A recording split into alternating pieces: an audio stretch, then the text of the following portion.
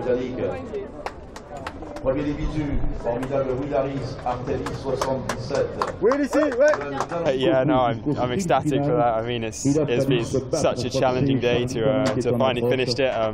Just one achievement, and I'm so happy to have been ahead of Pierre. But I mean, he put up such a good fight all the way to the finish. We were racing it like just only us two boats, and we were just pushing each other up the general ranking as well. I mean, he finished 10th, I finished 8th overall. So yeah, it just shows how intense we really were fighting for it. But I'm so happy to finish in front and yeah, come over the win. So it's a good way to finish the solitaire, and especially here in La Rochelle. So. Ouais, it's my next aim, my next target. So I love this race, and each leg I was more motivated to go out sailing again. So yeah, I'll hopefully be back next year and future years as well. So.